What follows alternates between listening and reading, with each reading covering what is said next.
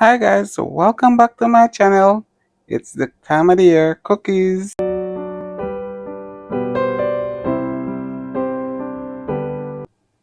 Hello, y'all. This morning I'm going to be making some breakfast cookies for Christmas morning. And we're also going to be sending these cookies to our friends and relatives in the mail so they'll get a nice little Christmas package of cookies for Christmas.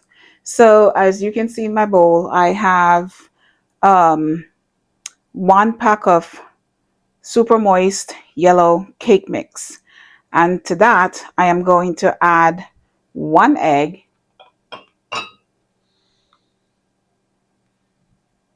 There we go. 1 egg. And 2 tablespoons of water. 1, 2.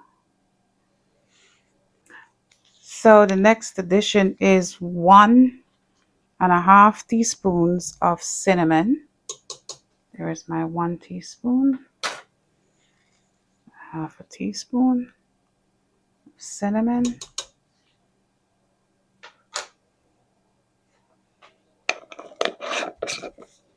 And then 1 teaspoon of vanilla.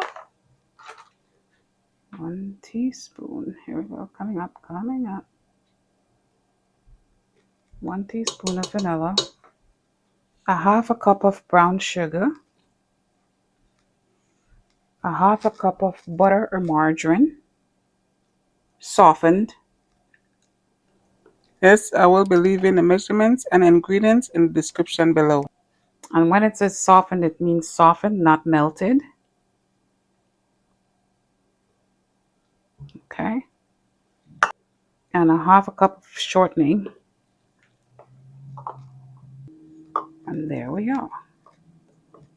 Half cup of shortening. And then we will mix on medium speed for about a minute or until the mixture is nice and smooth.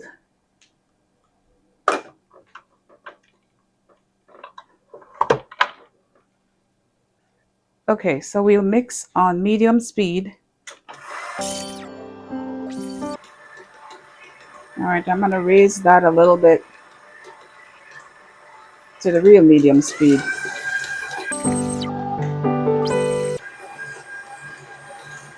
Okay, I'm going to stop this so I can scrape down the sides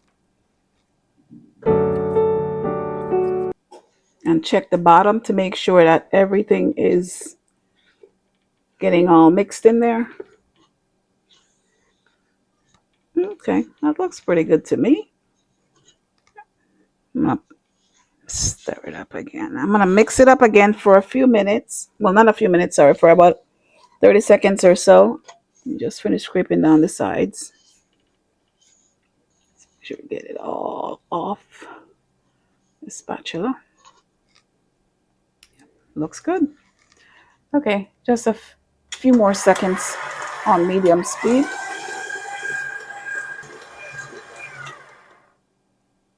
Okay, that looks pretty good to me.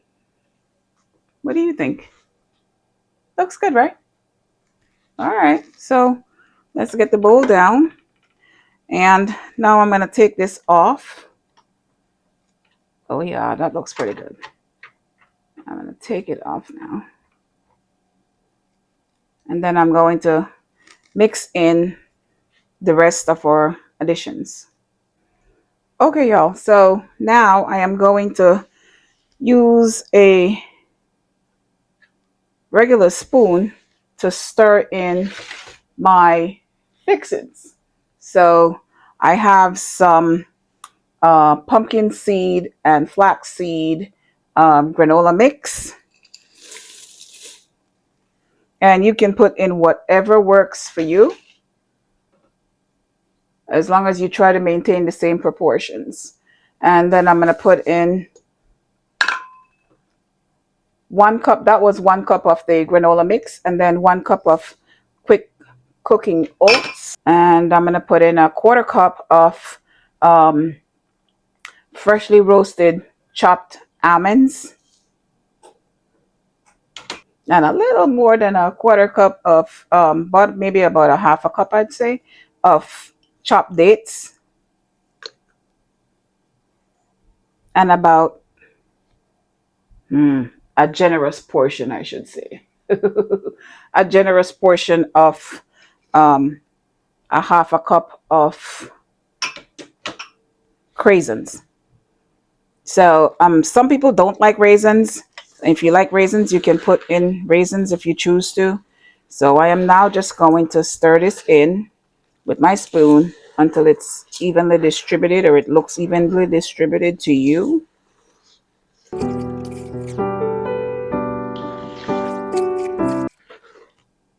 Oh my gosh, that looks so good already. And just know you can put in whatever additions you choose to put in. Like I said, just try to stick to those proportions so your cookie comes out nice and soft um, after it's done baking. And you can't over stir. Believe me, you can't over stir, but you can definitely under stir. So please try to just stir it all in as best you can. Oh, it smells so incredibly good.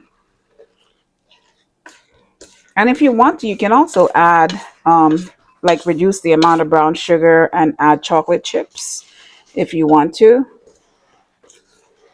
All right. I think that's about it. I think it's all mixed in. Okay. I'll bring my bowl a little further back so you can see what's in the bowl.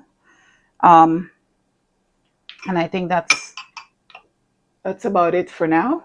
So now I'm going to take a spoonful drop of these cookies, and if you want to shape them into a ball, you can put a little bit of oil on your hands and then shape them into a ball and drop them on your baking pan. Your baking sheet should not be greased, so just drop them. As you can see, we added butter and shortening to this, so just drop them onto the lined baking sheet, and about 2 inches apart, and you should be good to go. So I'll bring you back in a minute. Okay, guys, so you have other options to get your cookies onto the tray. So if you want to use oil, just be very careful how much you use, because remember how much shortening and butter you already put in there. So by putting oil in your hands, you will be adding a little bit of oil to your cookie, which might make it spread out a little bit more. Or you can also use ice cream scoop. Um, or like what I'm going to do, I'm going to put a little bit of flour on my hands because I want to not let that dough stick to my hands too much. So I will put a little bit of flour on my hands. So there we go. You can see my hands have a little bit of flour on it. And then I'm using a maybe a tablespoon scoop, if you will, literally a tablespoon. And I'm just going to put that into a ball, put it onto my, and just flatten it out a little bit, because remember, you got to take this about, maybe you will do, space them about 2 inches apart.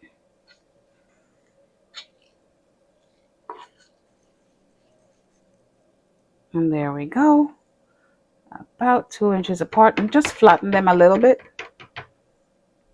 just a teeny bit. So this is just me being quite anal, as you can see. And there we go, because my cookies are gonna be breakfast cookies, so I want them nice and fat and big and filling.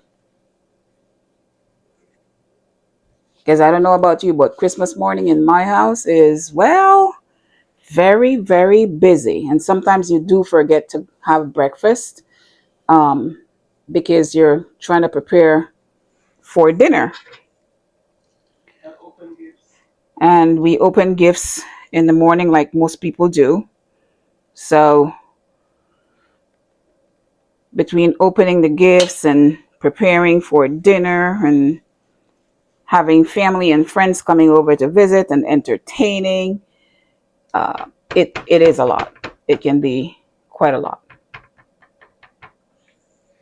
So I will finish the rest of these cookies and filling up the rest of the other tray, and I'll bring you back when I'm ready to put it in.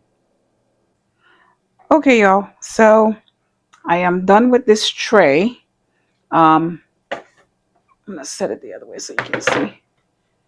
I am done with this tray, and I am going to put this tray into the oven. Um, and you're gonna bake them for about 9 to 12 minutes or so. But I'm gonna bake mine a little longer because I did make them a little fatter as well, because I want it to be a nice size cookie. Um, it's at 375 for the oven is at 375 for maybe I'll put mine for about 15 to 18 minutes. And this recipe is supposed to make 66 cookies. Let's just say it's gonna be making 1/3 of that for me. All right.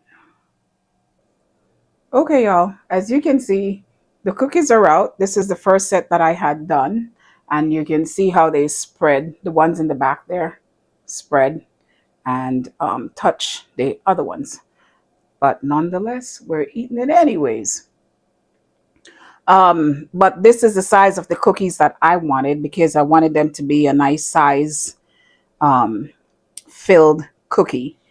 I ended up having to put mine for an additional 4 minutes. And then once the cookies are done baking, you let them sit on the hot pan. You let them sit on the pan for 1 minute and then take them off. Mine's been sitting for at least maybe 2 minutes now. So let's get them off. And then you put them on the baking rack. So I'm gonna get mine off. Oh, sorry, I probably should have divided them first, huh? Yep. Just know that when you take them off, though, I let mine sit for stay in the oven for, like I said, an additional 5 minutes. You really don't have to do that if you want really soft cookies or chewy cookies, not soft but chewy. I didn't want mine too chewy, but the centers of these will still be slightly chewy. As you can see, they're still pressing down. But I wanted big cookies. I like big cookies. Well, for breakfast anyways. Haha. But just know that this baby, 2 serving sizes of the cookies. All right, so I'm gonna take this off and then start the other tray. I ended up putting the batter into the fridge while this tray was baking because the batter got a little too soft to handle. So I put it in the fridge probably for, I don't know, 10 minutes, 15 minutes or so, just to firm it up a little bit, which will most likely just reduce the amount of spreading that the cookies would do when they're baking and make it easier to handle too. I just need to fit 3 more cookies, y'all. Just 3 more. There's 1. There is 2.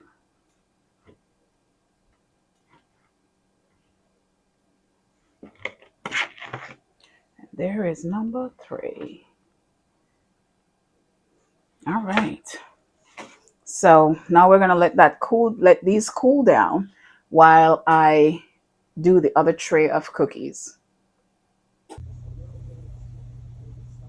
All right, y'all. So this is the second tray of the breakfast cookies.